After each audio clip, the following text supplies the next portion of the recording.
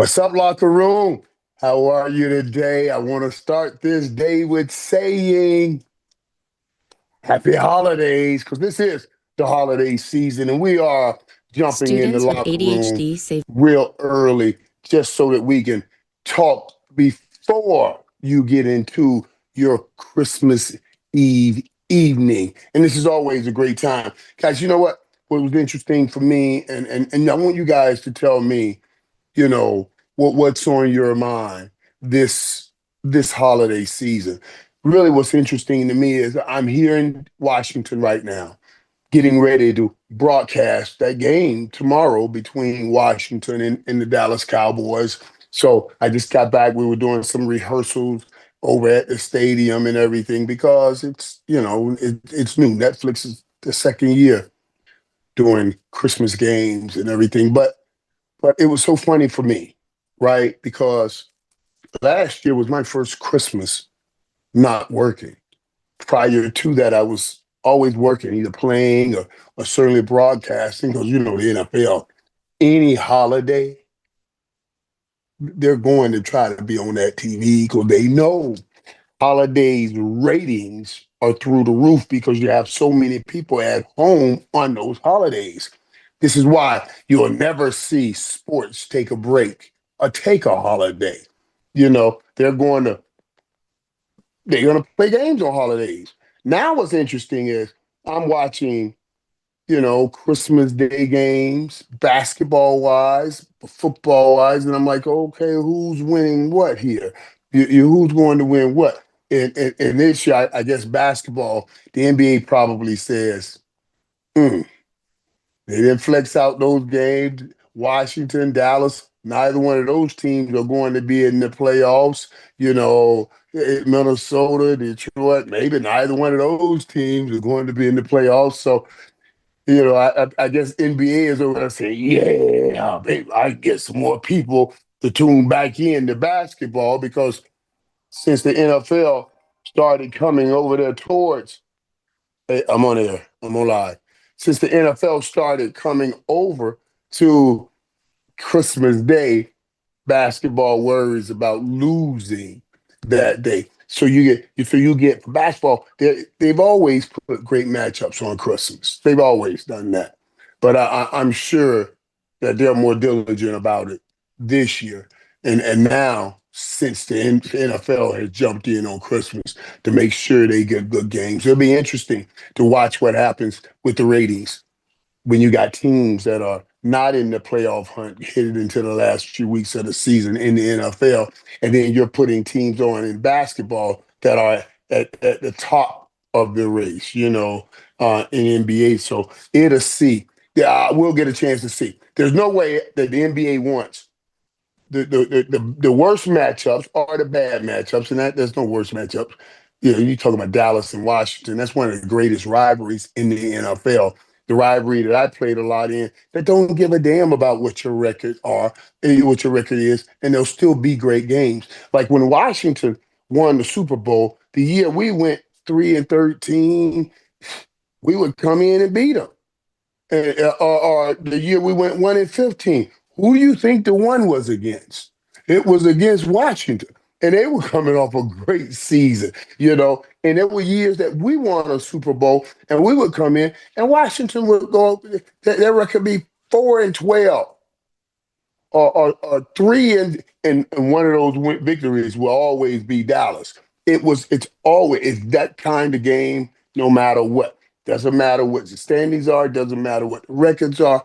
They are great games. Now it goes back to what's embedded. I know they're no longer called the Redskins. And I'm not trying to offend anybody. I'm just bringing up information and telling the reality. They used to be called the Redskins. And that Cowboy Redskin thing, man, that was a natural. It made the rivalry even more because it was a natural rivalry when you talk about Cowboys and that kind of situation, Cowboys, Redskins, and that stuff. So it made it great, but it's still great, even though you changed the name, the game the same, and the people the same. And it's so funny being in DC because everybody here they hate the Cowboys. but they have so many Cowboys fans here in DC. So before they get to battle us, they have to battle within their own group. And I see that around here all the time. Guys, I want to tell you guys, man, talk to me even when you shoot me here and text me. Tell me your story, your great Christmas Day story. Do you have a great Christmas Day story? Is it some game that sticks out in your mind on Christmas?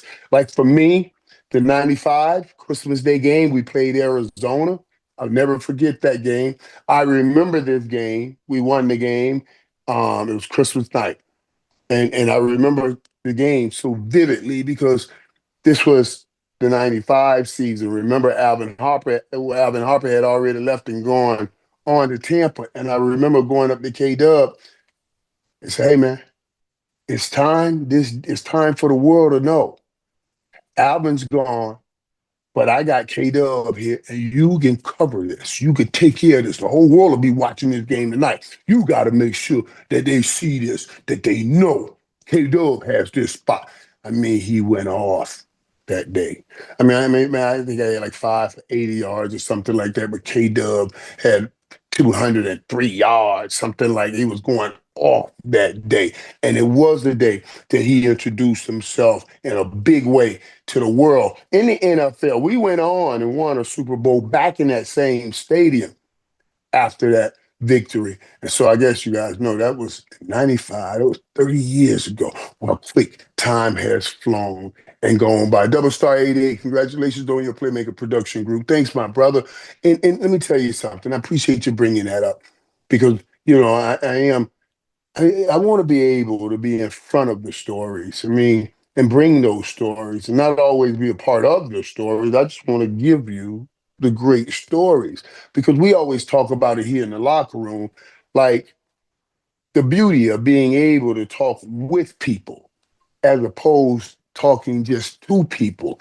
On TV, I only talk to you. I don't speak with you.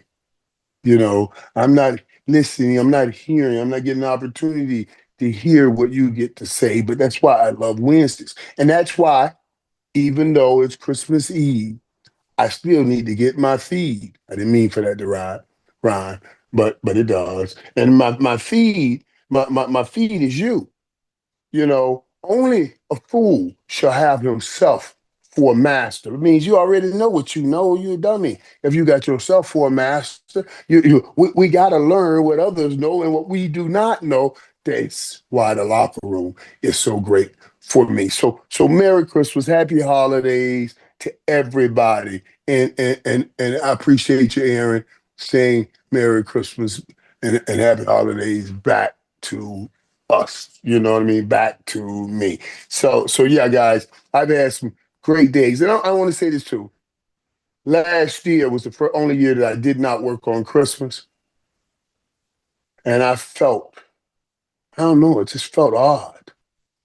It felt like I was missing something. You know what I mean? So being here and NDC, getting a chance to work again with Netflix on a Christmas game again, it seems right. It feels right because we're talking football. I'm around my guys, and yeah, yeah, I enjoyed it. Even here in DC. Uh, what is this? Joe Johnson saying since the Cowboys missed the playoffs last week, I'm not getting none for a month. What you not getting none of what for a month? Hey, that's a hell of a. What are you saying there, Joe Johnson? Hey, did you and your lady have some kind of deal? Cowboys win, you get to win. Cowboys lose, oh, you will lose. And now they've lost, and you just losing for a whole month. It's okay, Joe. Let me tell you something. If I was you, I'll get in there and say, listen, I don't know how you felt that was what I meant, but that deal is no good for me. I would never have made the deal. But if you made that deal, I'm just saying, Joe, that wasn't a smart deal to make. I love my team too, but that wasn't the best deal to make, if you ask me. You know what I mean? That's just a crazy thing. But and it's not trusting in the Cowboys right now because they got the talent. They have the talent. and they have the talent to beat a Chargers team. I really do believe that. I really do believe it. But it's not just what skill set we have, it's also what's the drive here. And the Chargers are fighting for a top spot. And the Cowboys knew from the day before when the Giants won the game that they were out of the playoffs already. So I knew that was going to be something right there. Kevin Underwood. Hey Mike, happy holidays to you, brother. Talk to Jerry Jones in the offseason about some changes on defense. Since Dallas not in the playoffs. Yeah, yeah. Okay. And you're right. It asked me who's my other team since Dallas is not in the playoffs to win the Super Bowl. And I'm still dealing with that answer on who do I see winning this Super Bowl because there's so much going on out here. Think about it. On the AFC side, you got guys like Patrick Mahomes, Lamar Jackson, and Joe Burrow. It's not even going to be in there. This is the first chance I think the Buffalo gets to raise their hands. I try to win this thing right now. Because before Josh Allen had people in front of him, older and better. And he was trying to catch up to them the Lamar Jacksons, the Patrick Mahomes, and all of those guys. And now, Josh, you are the old dude.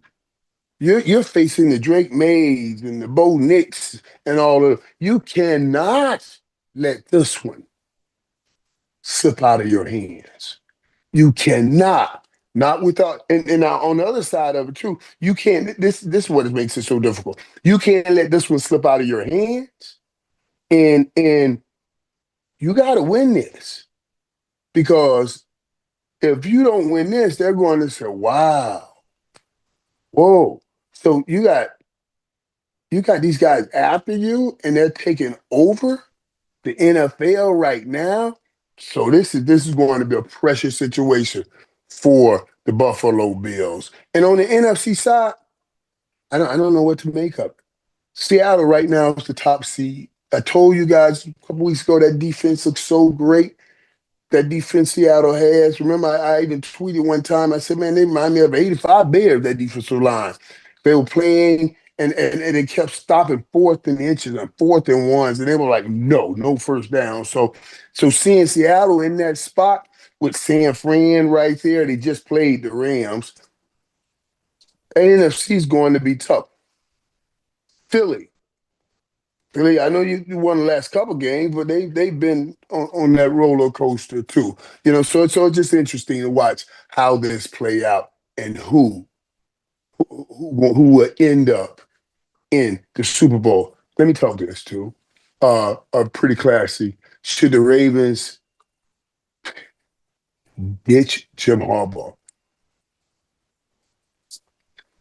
I've heard people talking about this, guys.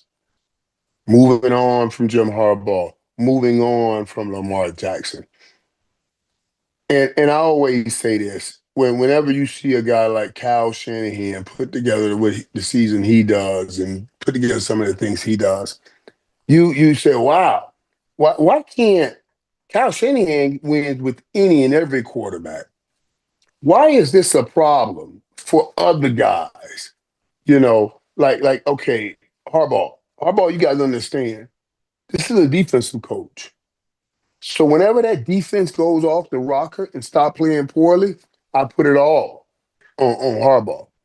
But he's not an offensive coach. Munkins have been handling those duties. You know what I mean? So I'm not of the mindset that you should be getting rid of Coach Harbaugh. He's a great coach, and if you get rid of him, you better get ready to deal with him because he'll get another job lickety split, and he will get another job very quick. I understand your frustration when you see a Kyle Shanahan. Bring me that fella. Hey man, what do you do? Oh yeah, you work for the city water. Your water. Come on, go play wide receiver for me.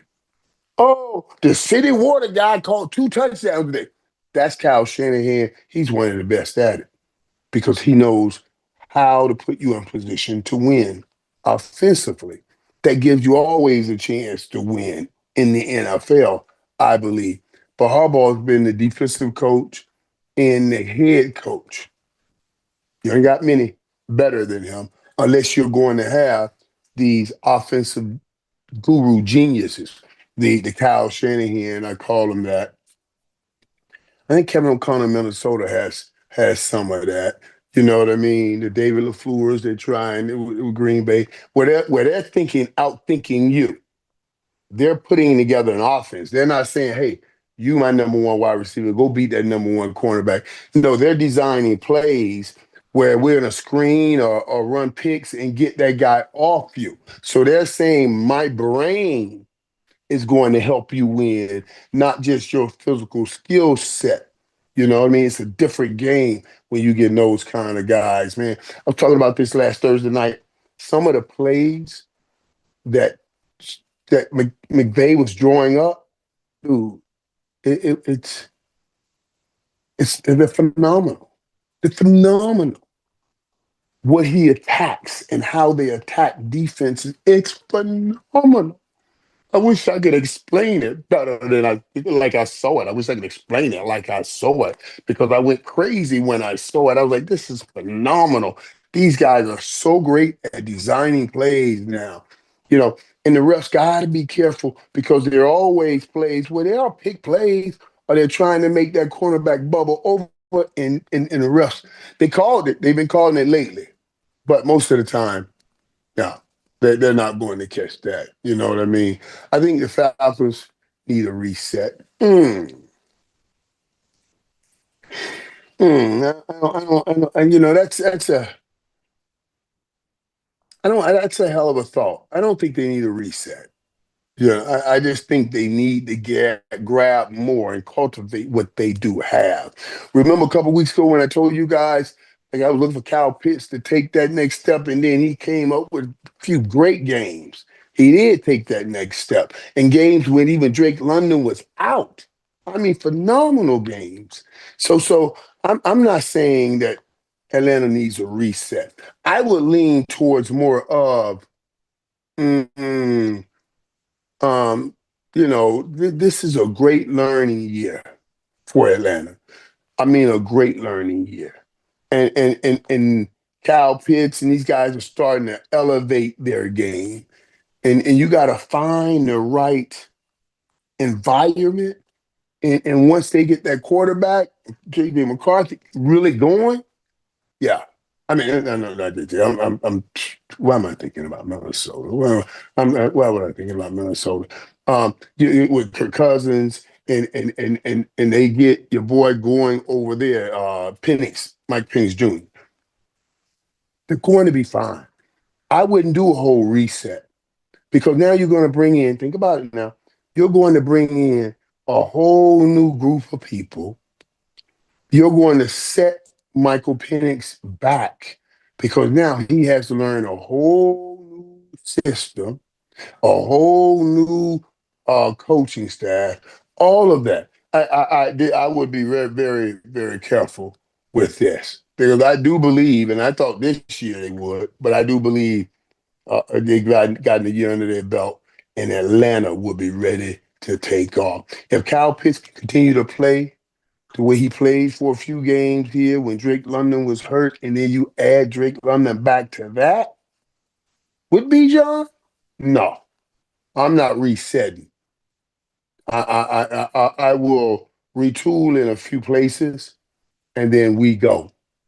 And I believe Atlanta, especially in that division, will have a chance if they do that. If they push that reset, then they got to reset all the way back down to the bottom of that division, and that'll be a whole different thing. So yeah, I'm not ready to do at all a throwaway with Michael Penix and the Kyle Pitts and the Drake London and the B. John Robinson right there. So I guess that means you got to have another year with the coach because that sounds like an Atlanta fan that doesn't want to see coach there anymore. And he's been saying, let's reset this thing. And I'm saying, no, I'm not subscribing to that. You've been working on something. Let's keep working on it right here, right now, and see if you can take it to another level next year, like Drake May has taken it to another level this year. That's what I would be doing in Atlanta if I'm the Falcons. I'm not going to tear down the house. Not right now. I'm just not going to do that. Okay. My boy is the interim general manager at Miami. The Fins need to keep him. Your thoughts, Champ Kelly? Listen. Let me tell you something, man. Listen, right now, the Miami Dolphins are in quite the situation because of the tour, not just the money. That's one thing. It's not the money. I'm talking about on the football field, and I'm talking about finding a quarterback that fits what you're doing when you brought in Mike McDaniels to fit what he does. And without Tyreek, you understand everything changes. That offense doesn't have a point person. He's the point person. You have to stop him if you got any chance of winning. And sometimes if you have a quarterback that understands, that scans the whole field and get to second and third option, then that's great. But Tua is best when that first throw is open, that first receiver, his first read is there, because he doesn't have the strongest arm. So now, when I'm dropping back, I'm setting up to throw my first read. Oh, I got it. I can throw that first read. You know, all my momentum hit that fifth step, goes towards that first read, goes towards my first option. But now when I got to get to my third option, I back paddle, bam, I hit that fifth step, seventh step, or the third step, and I look at it and it's not there. Right? I got to come off that. Then I got to look over here and it's not there. I got to come off it, then go back over here, and it's my throw. Now I have to kind of reset my feet and throw that ball, or be strong enough to whip the ball with my feet all set. And that's why you see Tua balls sometimes when he looks back over and he tries to let it go, that ball dirts before it gets to the receiver, because he didn't get his whole body around to get the upper force of the throw. He was using basically his arm, and his arm wasn't strong enough to make that throw. That this whole offense have run off that one point man. In Kansas City, it was Tyreek Hill, and then he came to Miami, it was Tyreek Hill. And see, in Kansas City, Patrick Mahomes, that point guy gone, he can still make plays and make you miss and find that next guy. But that's not what Tua does. You know what I mean? So that becomes a huge problem. And Miami stuck. Miami stuck. And they're seeing it now. And that's why I thought a lot of things that happened with Mike McDaniels in Miami is going to it'll be determined by what you see from this point moving forward. Like, how is he developing young guys? What's going on? Because he was brought in, and for the first few years, he did a pretty good job with Tua. That's how you got Tua that big contract. And at that time, and Tyreek was saying he's the most accurate quarterback and all those things. Yeah, when he can let that ball go to his first read, he's very accurate and very good. But if you make him think too much, then things do change. And he bellies up a lot of times with that. Keep doing your thing, playmaker. You still the man. I don't know about being the man. I'm just trying to stay connected to you and stay connected to this world, stay useful in some form, in some way. Just stay useful. Anything. Let somebody use you, you use somebody, make yourself useful. Then you are important, because you'll be vital to something or somebody. That's what I'm so happy about. Just staying useful with everything, and everything going on in college basketball, and football. This Christmas, we're coming up on it, man. I can't believe it. Dude, let me tell y'all something too. I want to tell you something. Y'all know, okay, I'm the 15 to 17 kids, right? So our Christmases, they were not like we had a whole bunch of gifts. You know what I mean? We did not get a whole bunch of gifts. So I used to hate, I used to be so mad. And my dad at Christmas time, poor Walter. I mean, I'm just be straight because your locker room, I'm gonna tell you what my dad used to say. He used to be, he used to be so hot. He was be so hot. I ain't gonna lie. He used to be bad. And I used to call him the Grinch, right? Because he's walking around saying, man, hey, man, can you take this? And he messed with me. This is what the white man does to man, to a black man every year. You know, Jesus wasn't born in December. Why we gotta wait to the end of the year? All the money you done saved up that you're trying to take care of your family with and put it away so you can grow money, they give you this Christmas thing at the end of the year. At the end of the year, you spend all your money on toys that the kids stop playing with in a month and a half, and then you got to start January all back over saving money. I used to say, this Grinch Joker, man, stop, man. You're ruining Christmas because he used to, I used to be mad at him, mad at my dad for ruining Christmas talking that talk with logic. Man, Santa coming down the chimney. I wanted the joy of Christmas, not this mess. That was, yeah, that was before I became the dad. Now I understand what dad was saying, I have to tell my kids, my people, like, listen, I'm okay. I don't need y'all all to go and get me Christmas gifts. Cause right, what they'll do, they'll call me, I need, you go, oh, I need to, they'll need thousands of dollars to get me a Christmas gift. I give it to them. When I get the gift, it ain't worth a few $100s. So I'm wondering, what did you do with the rest of that money? You told me you needed this much, and this thing can't be worth more than this much. Where is the rest of that? You never get it back. You see what I mean? You never get it back. So I laugh now because I say, I was just a kid, Dad. I didn't know. But now that I'm the dad, I get it. I get it, I don't do that to my boys. I do it to my kids because I wanted them to believe in Santa and have fun with all of that. Remain a kid as long as you can, because when you get older, enough problems are gonna be sitting there waiting on you. So don't rush it. Don't rush it and have fun with it. But yeah, that was so funny, man. My dad, it's a holiday in every month. I mean, give me 1 month somebody ain't got to spend extra money. And then whatever you manage to save through all them holidays every month that they come up with, they hit you with the big one at December, right before you go into the next year. So I started each year back at zero because December, I have to spend all my money. He had it locked in his mind. Locked in his mind, man. So yeah, it was just funny. Yeah, absolutely, man. How you gonna ask me, Billy? Yeah. Luke's my boy. What do you mean?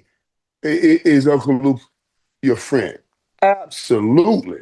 My first car in the NFL was was that BMW M3 because I used to watch Luke when he rode around. He had that BMW convertible, man. That was the first car. It's the baddest car in the world to me. Luke would pull up, after the games, Saturday we go to game, we hit the club called Infernos. Luke pulled up right in front of Infernos. Man, it was in that load, man. I was like, one day I'm gonna get that car, man. I'm gonna have that car. He let me sit in it, fresh. I was just a freshman sitting in. I was like, man, this bad. I was like, well, it's cold, boy. We gotta get this hill, boy. We ride around, chilling. Luke took care. He took good care of us. Luke was a good man. I saw him the other day too at the fight, and I was talking to him because I catch him on his YouTube or whatever he's doing sometimes when he's sitting there talking just like we are talking now, and I catch him and he says good stuff. He says good stuff. Luke understands the game. He knows the game, and of course, he's out there trying to work with people and pull some good things out of them. So yeah, man, hey man, yeah, that was my boy. I had a good time. That was my boy. You know, Everyone is so excited about this locker room and the new production group. This is part of your journey. Yeah, it is simply drummer YT. I like it. And let me tell you, I take it almost, no, not almost, I take it as my ministry. I told you guys when I was coming up, my mom would always say to me, God told me you're going to make my latter days greater than my former days. And then, in the day growing up, my day growing up, our old folks thought they could look at you and determine what you're going to be in life. You guys remember that? But look at the rose on the back of his neck. That's our preacher's neck. That's what they actually used to say. And my mom would always say to me, baby, you're going to preach one day. I don't know about that. I see, I can talk the talk, but walking the walk is another thing because we in this world put pastors and preachers in, I think, a hell of a spot. Too low to be human, too high to be human because you're the pastor, you're the preacher. You're too high to be human. You got to be up here, you got to be above us. But you're too low to be God. So you're out here by yourself, and that's a tough spot. It's a nebulous spot for a man. Where do you go for understanding? You can't let your family know you're going through it too much because they're looking for you for strength and everything. So, yeah, yeah, that's a hard spot, for a man trying to figure that out. And what I got here, this opportunity is it's my ministry. When I used to tell my mom, I said, "Baby, me talking and talk is one thing, me walking and walk is another," because of how people see it and everything. But this gives me that chance. And a ministry is not just some guy that sits up and preach to you or say words to you. A ministry is anything he shares out of his spirit that ministers to you, that help you. And whether we're sharing it through our mouth gate, whether we're sharing it in a form of some movie or some show, it's still part of the ministry, and we are ministering. When I ask you guys to give your input, you're ministering to me. We're sharing information for our growth. That's ministry right there. So, I look at this as my ministry because I want to bring great stories and situations to you so we can get great growth out of them and we can see where a person came from, what he ended up accomplishing, and then we can snatch some inspiration and motivation and go do our thing from that. I can't tell you guys, man, I'm just so happy for this holiday season. You know, I really am. I'm happy. I want to see how this thing all plays out, man. I'm excited to be back working on Christmas, a game that so many of you guys watch. So, I'm just excited about it all, man. I really am. I'm really happy about it. Yeah, Shiloh, Shiloh, Shiloh. Do you guys, you know what? I see those clips with Shiloh, Dion's son, and I'm always sending them to Dion laughing. Shiloh is the funniest dude in the world, the greatest kid in the world, and a funny dude, So yeah, I love, and you can tell he's a social media star. Anytime you see him on any of that stuff that Dion puts out, it's always good stuff because he's a good dude. I really like him. I like how he approaches and handles things. I hope he gets another opportunity.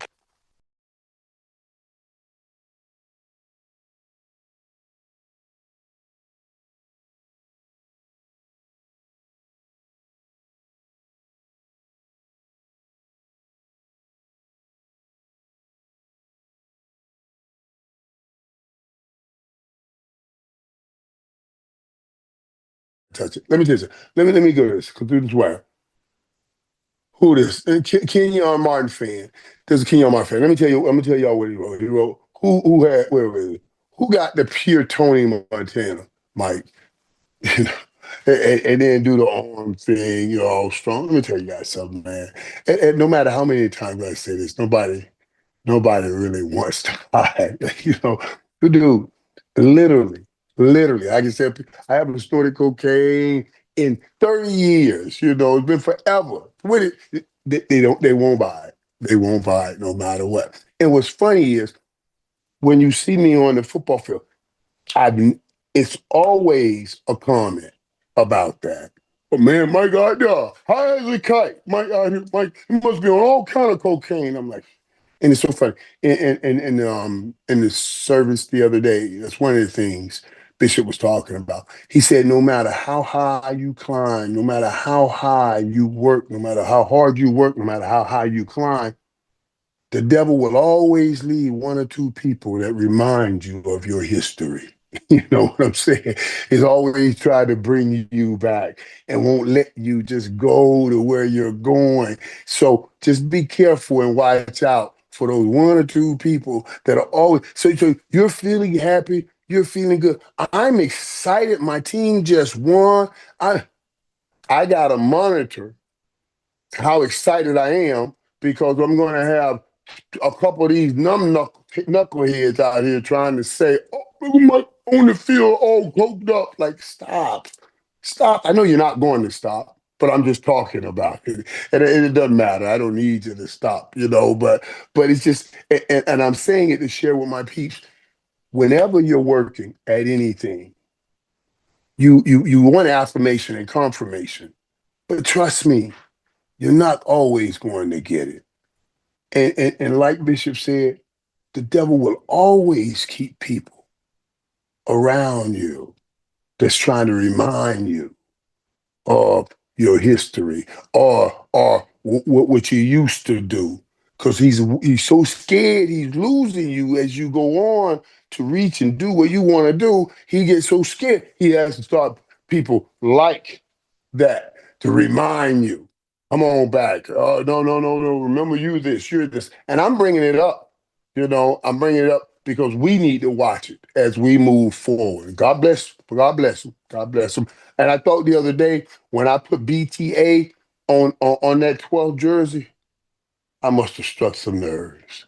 I mean, there must have been a lot of Aggie fans up in there, you know, because when I went on the timeline and that thing had gotten 5, 6 million, 7 million views, whatever, you know how many Aggie fans saw that. Every one of them took the time to go and come up with some AI generated Mike doing cocaine everywhere. I said, I looked at it, I was like, every time I would see it, I said, that was an Aggie fan. That must have been an Aggie fan, because it must have hurt deeply for me to take that 12 and whoop his ass like that. You know what I mean? After that game, they had to be hurting. Because remember, they had 110,000 in there, gave us a couple thousand seats. So all of that fan base, everybody, they all saw it. That's why the thing went so viral. And man, it's just funny. It's just funny to watch that, you know. And I do. I get into the game. I was like that when I was playing. I was like that when I played. So it's just always funny to me. But haters don't stop hating because we need you too to make sure we are able to share the reality with one another. No matter where you go, no matter how much money you make, no matter how high you climb or how hard you work, that hater is always trying to serve some of that haterade. You know what I'm saying? And he's going to always try to serve that haterade to you also. So be careful as you go through it. Cowboys ain't looking good. Well, this season ain't looking good. The Cowboys, there's some elements that I've seen this season that if they can capture and carry, I think they'll be right in the thick of this thing next year. And I'm telling you, I think more so now than ever, more so now than ever, because I see the whole league is realizing you almost need those two number one receivers, just like what Kansas City started with two number one receivers when they had Tyreek Hill and Travis Kelsey. And now that's what this league is about. And my whole thing when I go in this offseason is I'm just worried about the GP3 deal. I'm worried about how do you do that deal? How is that working out? And especially when it's going with the same agent that Michael Parsons had.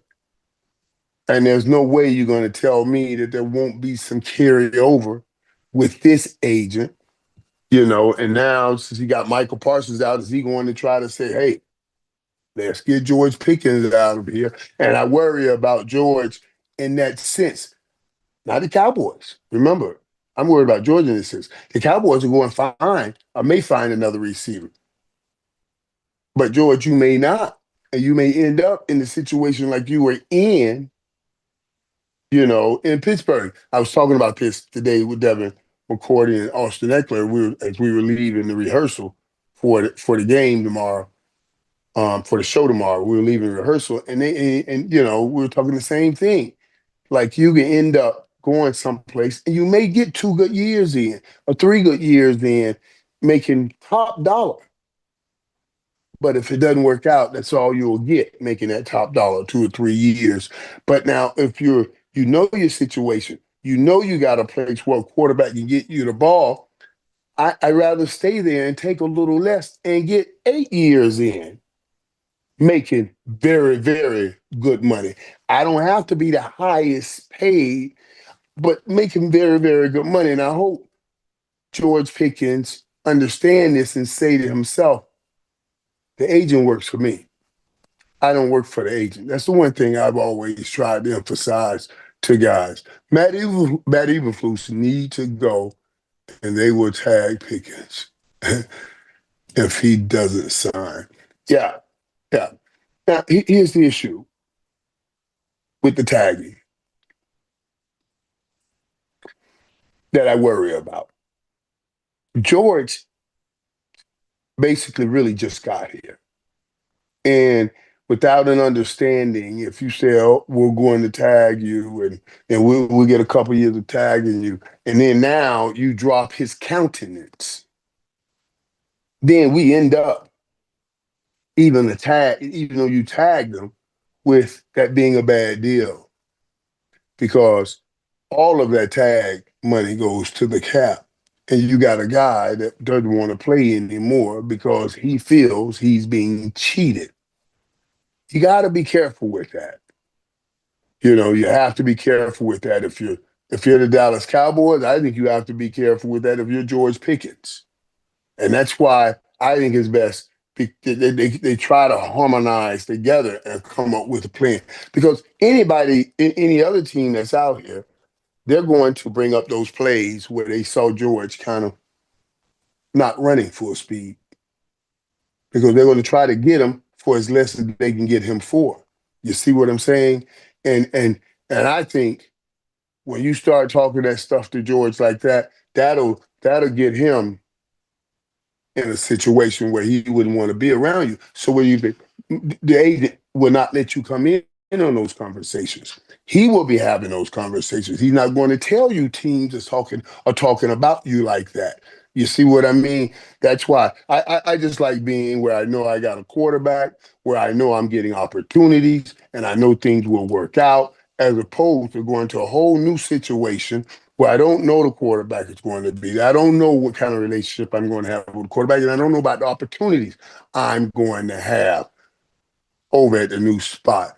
Yeah, yeah, yeah. Brian Dennis, Pickens, number one. Yeah, and we have to kind of monitor that talk too. I think Pickens definitely has number one talent. And I think Pickens can and definitely deserve to be paid a lot of money. But to be saying he should be number one, the highest paid, I think that's yeah, I think that's a little bit of a stretch. After this one great year that he's having, that would be a little bit of a stretch. I believe Shedeur is that dude. Yeah, yeah. I like Shedeur, and now that dude is going. That's an interesting take on on Shedeur when you're saying that dude. You know, uh, Shedeur can be that dude. He can be that dude, but you got to put the right people around him and put the right plays in for him, and then let that dude take over. And right now, if you want to, I'll use your terms. Shedeur, you want to believe Shedeur is that dude. He is that dude that's still learning the game right now and learning the media game too. And I love what he did the other day, where he was saying, "Come on now, don't try to put me in a situation." Those are trick questions. Do you think we should have gone for it on third down? You think you should have taken you out and let Duncan ran the play? You want to sit here and start something with me and my coach when I said, well, no, I didn't think I would like to play. Now the headlines is Shedeur defies coach. He was witty enough, smart enough to capture that and sit it down and stop it. And people even try to turn that in as a bad thing. You know, you talk about leaders and the kid shows that kind of leadership, and then people try to say that's a bad thing. Let me tell y'all this. Let me ask you this. Pickens give up on plays too much. I tried to explain that to you, buddy. You know, Lakota, I tried to explain that to you. When you say he gives up and what happens. It's so funny because we were just talking about that on the car coming back when Devin McCourty was talking to me, telling me about, I was saying Bobby Taylor and the safety used to do that. And he said they used to do that to Randy Moss. He said, Michael, that's what we used to do to Randy Moss. Because sometimes even when Darrell Reeves was there, they would tell Darrell Reeves, go play the number two receiver. And then they double the number one receiver. And you know, there's some things Pickens has to learn when you're now that type of number one receiver. There's some things you have to learn. But but mm, I, I'm happy with what we've gotten out of George Pickens. I couldn't imagine, y'all. I'm gonna say this again. I couldn't imagine if George Pickens had did what DK Metcalf had done, what that story would be right now. And the story is still a big story. And if you guys don't know about it, I'm sure you know about it. DK Metcalf suspended for 2 games for going over to the bench side, going over to a fan and punching him, grabbing him and punching him. Then tried to say, I don't remember hearing him say it, and I knew he wouldn't say it, but I heard other people come out and say it. Oh, they said that the fan used the N word. I thought to myself, I don't know if he used the N word, but anybody in that kind of situation, that's the first thing they're going to try to say. What made me overreact, like DK overreacted? Oh, it was a racial slur. And I said this to some people the other day. I said, I guarantee you, somebody will have that video. Somebody's going to have it. And if there was no racial slur, that's going to be out there. And everybody's saying there was no racial slur. So 2 game suspension, I think is warranted. You have to send a message, guys, or you're gonna blow up everything we do here. I don't have anything against DK. I just don't want him blowing up the greatest game in the world, which is football. And all of a sudden now we have to play a whole different way. We got the fans right there, and when you put a big gate up, you got to stop the fans. Come on, man. Once you start this, where you're running over there to do something, I don't care what that fan said, you cannot take your butt over there. You can't walk over towards the bench or towards the stands and grab somebody and punch him. There is no excuse for it. And Mike Tomlin, who I love and think the world of, came out. I understand what he's trying to do. He said, I'm going to stand with DK. I don't know how you can stand with DK here. He said, DK told me what happened, and I want to stand with. I just don't know how you even do that. You know, I know you want to stay on his side, just like I want to stay with George and make sure he's in the right mindset. But you cannot walk over and grab a fan. Imagine if that would have been, oh my God. Uh, oof, I ain't imagine. Some of them young brothers out here, and he got his whole group of guys with him, and now you go and grab him, and all his whole group start jumping on you, and now your teammates come running over there, and now more people come out of the stand. We got hell. Are you joking? You can't even start that, man. And that's why I was surprised when Mike Tomlin said that. Like, come on, dude. No. The answer is no. No. I don't care what anybody said. You can say anything you want. You can call me every name in the world. I'm not going over there because anything could happen. And whatever they do, you can't be mad about it. It's just the real. You cannot start this where we're having those kinds of situations between players and fans. It destroys the game and everything. And I don't want us to destroying the game that helped me put a life for my family together. And it's going to help a lot of young men that came after us, me, DK, all of us. You don't want to destroy it for the next generation that's coming. You know what I mean? So let's just stop that part. We get enough of that crazy stuff in the streets. You don't need to bring it to the football field. And as a matter of fact, the football field is where we get away from all that crazy stuff that we deal with every day that's going on in the streets. Let's just keep this sanctuary right here like we want it. You know what I'm saying? Let's just keep this sanctuary right here. Discipline is right. That's the key. Discipline. Stop doing that. DK now has to work his ass off for that 40 million. Let me tell you something. You're right. And what are DK numbers are? DK, put them numbers back up, Nathan, that we had of DK. Let me see those numbers right here, so I can let you guys know. Here's the difference. Here's the difference. Think about this now. DK, 4 years, $132 million. 4 years, $132 million contract. You do the math into that. That's over 30 million a year. They just and now you got that, and you have 59 receptions, 850 yards, and 6 TDs, and now you just lost that guarantee. I guarantee you this, since he lost his guarantee. He goes and have another year like this, 59, 850, 6 TDs. That's not $30+ million a year season. They can let you go now because they don't have that money. You don't have the guarantees. They can let you go. Yeah, you'll get a chance to go sign with another team, but they can let you go. That was a crucial mistake he made. Crucial mistake. Now, if he was putting up 1,500 yards this year and looked like he's going to put up 15 next year, 1,500 next year, then yeah, it was a crucial mistake and he shouldn't have done it, but he wouldn't lose any money because he's not going to need those guarantees. He's putting up these kind of numbers. But when you put up the numbers he have, 59, 850, you're going to need them guarantees to stay around.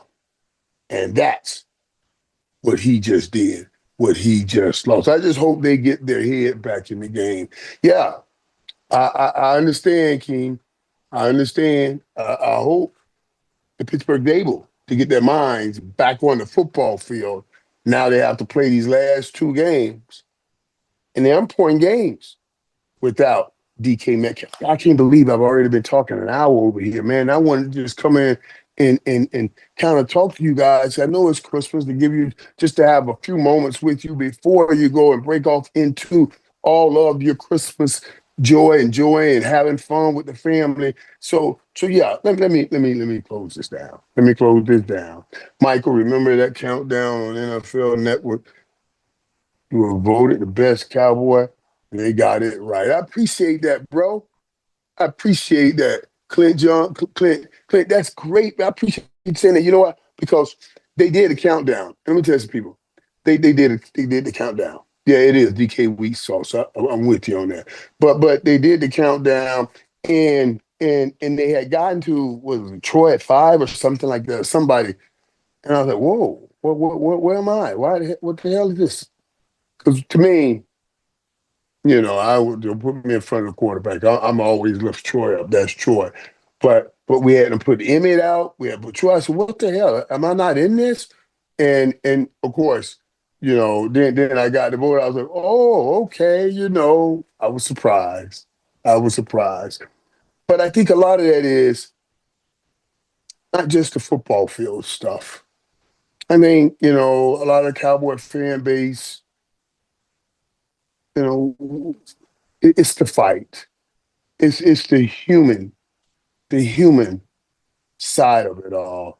We wrote such great peaks, but made bad decisions, and we've had some valleys. But even though we had those valleys, we tried to ride back up, raise back up, and have more peaks. And I think they respect that.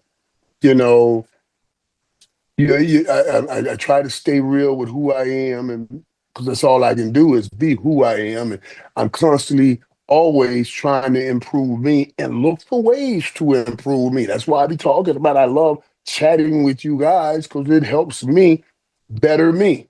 You know what I mean? So don't ever stop sending in your thoughts and sharing with me.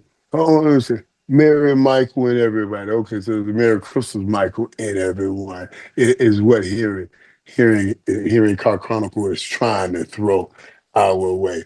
Even the Redskins are my team. Yeah, the Redskins is a team. You are one of my favorite players. I appreciate that, buddy. I appreciate that. Let me tell you this, guy, before I let you go too, because I let it stay because he said Redskins. I went the other day to McAllen and go and visit the kids in the hospital. Dude,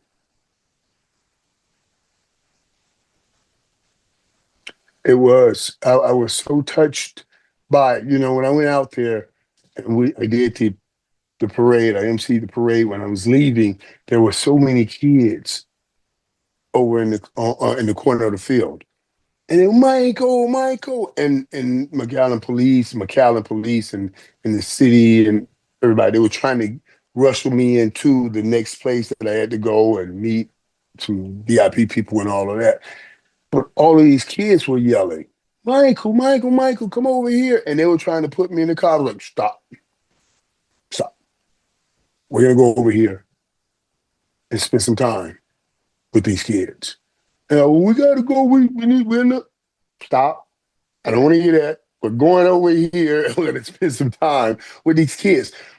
And I have people always with me. And even here, people with me, and they're trying to move me from one place to another. And kids are coming up.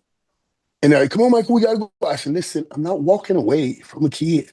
You can stop.